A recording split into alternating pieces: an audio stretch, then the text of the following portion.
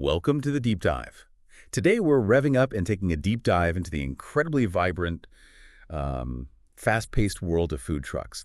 We're specifically focused on unpacking what makes these mobile kitchens truly profitable and, pinpointing the exact menu items that are driving those sales. It's a fascinating area, so much energy. Definitely. And we've got a fascinating stack of sources guiding us, articles from industry blogs, candid discussions from food truck operators on forums like Reddit, and even insights gleaned from social media buzz on platforms like Lemonade. It gives us a really grounded, real-world perspective on this kinetic business. Absolutely. And what this material really shows us, I think, is that running a successful food truck isn't just about, well, culinary skill. It's a strategic game. Understanding your costs, your market, your operations. It's all paramount. Right. Deciding on a specific market niche isn't just helpful. It can be the critical step that elevates you from just another van on the corner to a recognized leader in the food space. And for you, our listener, who brought this fascinating topic and these sources to us, we're pulling back the curtain on the business side. Our mission in this deep dive is to distill the most important nuggets of knowledge from this stack to give you a shortcut to being well-informed about how food trucks make money, with a special focus on that all-important menu strategy. Okay, let's get started. It's interesting because when you look across these sources, you see references to communities and resources dedicated to this business. Like we should probably mention, Welcome to Food Truck Freaks, we explain the business of food trucks. That kind of specific focus really underscores how much there is to learn beyond just, cooking the food. It certainly does. Yeah. So let's unpack this profitability puzzle. When we look at a specific dish on a food truck menu, what determines if it's actually profitable? It can't just be whether it tastes good, right? There's got to be more to it. Not at all. According to these sources, profitability hinges on several key factors working together.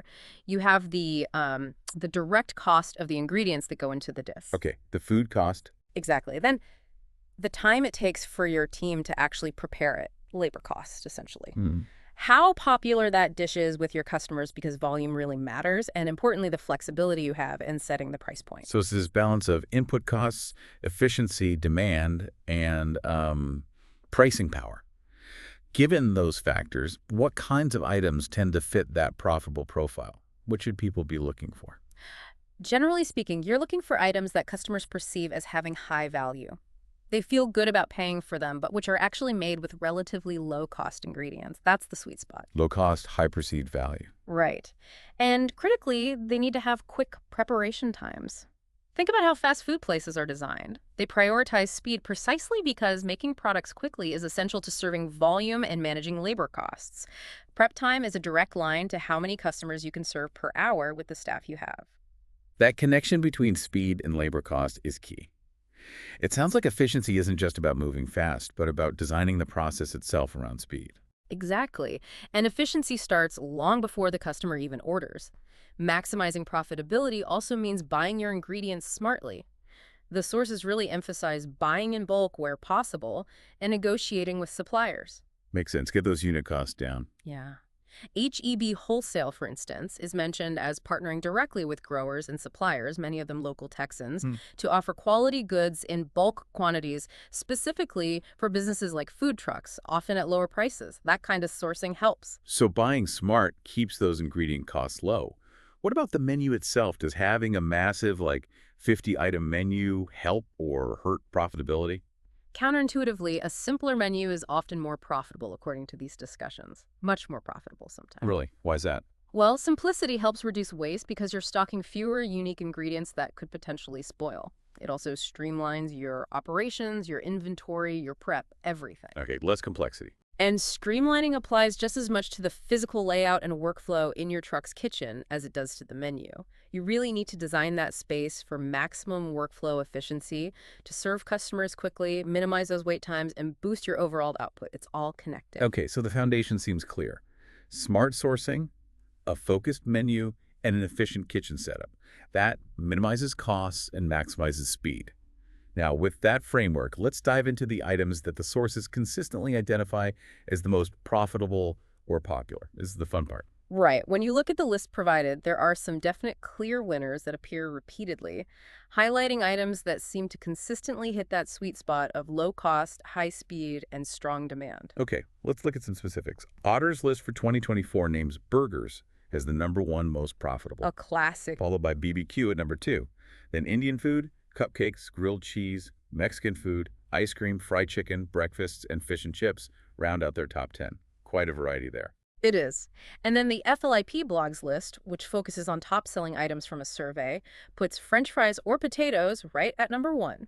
A significant 21% of respondents were selling them. Wow, potatoes leading the charge. Yeah, burgers are close behind at 19.2%, then BBQ again at 15.3%, fried chicken at 11.7%, and tacos at 10.2%. Okay, seeing some overlap already. Okay, Burgers, BBQ, fried chicken. definitely. You also see mac and cheese, coffee, tea, seafood, grilled cheese again, vegan, vegetarian options, other Mexican cuisine besides tacos, ice cream, and pizza on their list too. And that Food Truck Freaks YouTube video we look at, the one explaining the business side, specifically calls out tacos, gourmet grilled cheese, pizza, fried foods, and beverages as their top 5 for profitability.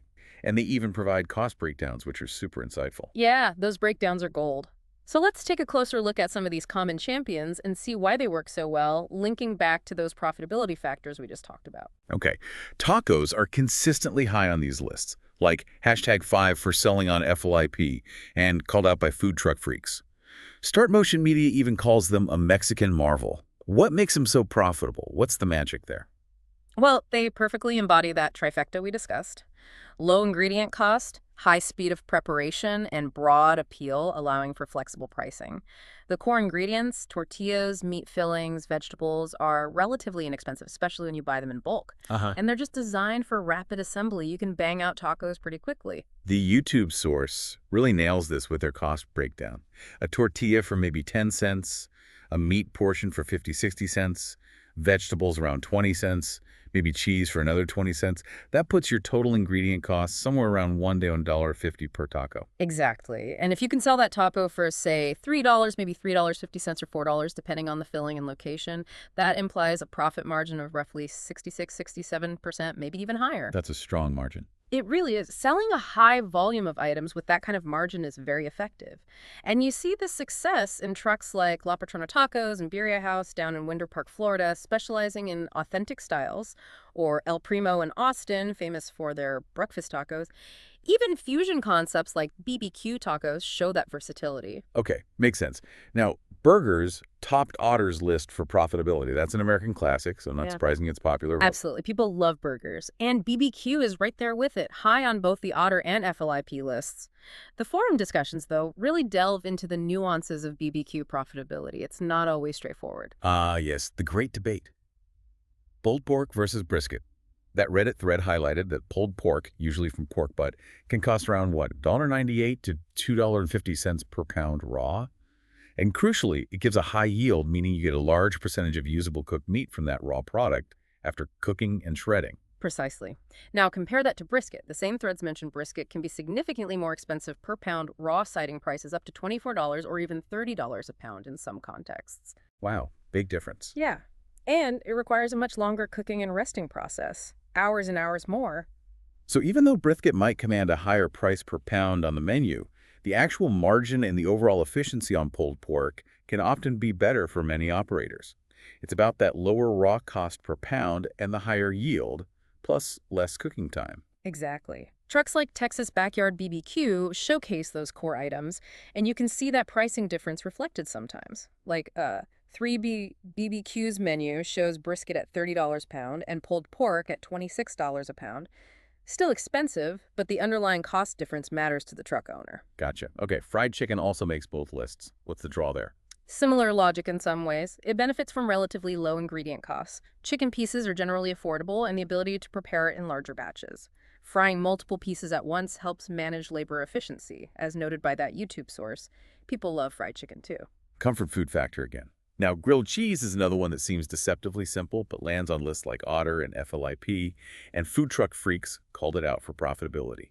It's a perfect example of high profit to cost ratio. The basic ingredients, bread, cheese, butter, are very inexpensive. You can make it almost instantly to order. Quick prep time. Very quick. The value comes from its comfort food appeal and the huge potential for gourmet customization, adding bacon, different cheeses, fancy bread. That's where you increase the perceived value. The YouTube source estimated ingredient cost around $1.60 for a more gourmet version, 50 cents for bread, maybe a dollar for specialty cheese, 10 cents for butter. And selling that for $5, $6, $7 easily gives you a profit margin around 68% or even higher. That's a fantastic return on a quick, simple item. Definitely a winner. Ice cream is consistently popular too, appearing on both the Otter and FLIP lists. It's beloved, often nostalgic, and for prepackaged items like bars or cups, it requires basically no cooking. That simplifies operations significantly. Easy serve. Right. And the projected market growth for ice cream, expected to be over $2.6 billion by 2030, just underscores the sheer demand out there. Pizzas, especially selling by the slice, is another strong contender, according to Food Truck Freaks and FLIP. Yeah, similar to tacos in a way. The basic ingredients, flour, yeast, sauce, cheese, are really cheap when you buy them in bulk. Customization with toppings adds perceived value. The YouTube breakdown estimated about $1.40 in ingredient cost per slice for a basic cheese or pepperoni. And selling a slice for $4 gives you around a 65% profit margin. Again, very solid. And even with a classic like pizza, you can find niches, right? Like Lil Nana's in Austin offering vegan and gluten-free options, as we saw in those lemonade sources. Absolutely, and those sources really show the importance of identifying your specific niche. Tall Cool Bites, offering Mediterranean options like chicken shawarma and biryani in Manor, Texas, is another great example from Lemonade. Start Motion Media really stresses this point. Culinary trends shift fast, and being nimble enough to find and serve your specific market segment is, well, it's a must-have. Okay, so we've got the main stars covered: tacos, burgers, BBQ, fries, grilled cheese, pizza, ice cream. But several sources, particularly those forum discussions on Reddit, really hammered home another point: the absolute necessity of focusing on sides and drinks. They weren't just afterthoughts. Oh, they are absolutely crucial, often described as major profit centers, not just add-ons. The Reddit threads are very clear. Sides are usually where a lot of the actual profit margin is found. They can be simple, value-added products like mac and cheese, coleslaw, potato salad, beans, cornbread, often using inexpensive base ingredients or even byproducts from the main dishes sometimes. Smart use of ingredients. Yeah. And French fries or potatoes are the ultimate example here, being the #1 top-selling item in that FLOP survey. The Reddit discussions highlight their incredible profit margin. Incredible is the right word. Yes, one user pointed out you can buy potatoes in bulk for maybe 20 cents each, cut them up, fry them, and sell a decent serving of fries for $5 or more. That's just a massive margin on a simple, high-demand product. Hard to beat that. And then there are the beverages, described in almost reverent terms in the forums, like they're the secret weapon. Huh. For good reason. Drinks like sodas, water, tea, and lemonade often have incredibly high profit margins. The ingredients are super inexpensive, demand is constant, especially when the weather's warm or you're selling spicy food. People are just willing to pay a premium for convenience. The YouTube source calculated lemonade costs at around 40 cents a cup total: juice, sugar, water, cup, straw. And selling it for $2, maybe $3, that's an 80% or higher margin right there. And those Reddit users weren't kidding when they called fountain drinks the biggest moneymaker, or where you literally print money. That 1,125% typical markup figure from FLAP sounds crazy, but it illustrates the point. Even simple bottled water bought for maybe 10 cents a bottle in bulk at Sam's Club easily sells for $1 or $2. Wow. Coffee and tea are also popular beverage categories, as FLAP noted, and artisanal options like craft coffee, smoothies, or signature lemonades are also highlighted by sources like Start Motion Media as having really high potential because you can charge more for them. So a really key strategy then is pairing those profitable main items, whether it's your high-margin pulled pork or your super popular fries, with those incredibly high-margin sides and especially drinks to boost the total profit per transaction. Don't just focus on the main course cost. Absolutely. That combo is where the real money per customer often comes from. And beyond the specific items on the menu, the sources offer other strategies for boosting the bottom line, kind of related to efficiency and smarts. Right, like making value-added products derived from your core ingredients. That came up a lot. It did. Using meat trimmings to make sausages, or putting chopped brisket scraps onto fries or mac and cheese instead of tossing them. Or even turning trimmings into burger patties. That Reddit thread showed how operators are constantly thinking about maximizing value from every single part of what they buy. Which leads directly to waste reduction, another big theme: utilizing every bit of your product. Turning leftovers into entirely new dishes, like using crispy brisket ends in chili the next day, or using cold brisket for birria tacos. Capturing meat drippings to use in sauces or to flavor vegetables or starches. It's all about minimizing loss and maximizing the return on your initial ingredient investment. Smart operators hate waste. Catering also got mentioned as potentially very profitable, often charged on a per-head basis, but the forums noted it requires a different kind of investment in equipment and logistics. It's not the same as street vending. True, it's a different business model within the food truck world. And circling back to where we started, Start Motion Media is really clear that understanding your specific market niche and local preferences is just non-negotiable. What's a bestseller in a college town might totally bomb in a downtown business district. Staying nimble as culinary trends evolve is essential. You have to know your audience. Absolutely. And finally, engaging with that audience online. The Lemonade posts clearly show how customers love sharing their food truck finds, and Start Motion Media points out the sheer power of social media for connecting with customers and promoting your location and specials. They even had that funny headline idea. Oh yeah, if your food truck isn't on Instagram, did that taco even exist? A humorous, but, pretty poignant point about visibility in the digital age we live in. You got to be seen. So we've really taken quite a deep dive into the food truck scene, exploring what drives profitability and which items consistently seem to perform best. Yeah, from those perennial favorites like tacos, burgers, and BBQ that combine popularity with smart cost structures, to the absolutely critical role of high-margin sides and beverages, you hopefully now have a clearer picture of the menu strategy behind successful food trucks, informed by real-world operators and industry data. We saw how paying attention to details like meat yield pork versus brisket, for example, can make a real difference in margins, and how fundamental things like operational efficiency, smart sourcing, and just minimizing waste are to success. And you also got a taste of the diverse culinary approaches thriving out there, from the traditional styles we all know to more niche and fusion concepts popping up. What's truly fascinating here, I think, is seeing how these seemingly simple elements, the cost of a potato, the speed of making a taco, the huge margin on a soda, how they combine with operational smarts, with real business strategy to become the engine driving these mobile businesses forward. It's really a blend of cooking skill and savvy business practice. It really is. Yeah. And it raises an interesting question to leave you with, something to think about.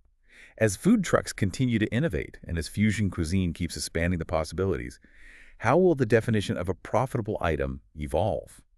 Will highly creative, unique, maybe more complex offerings eventually challenge the classic high-margin staples like fries and fountain drinks in driving the overall success and profitability of a food truck? Or will those simple, high-volume, high-margin items always be the bedrock of the business model? That's definitely something to chew on as you watch the food truck landscape continue to shift and evolve. It'll be interesting to see.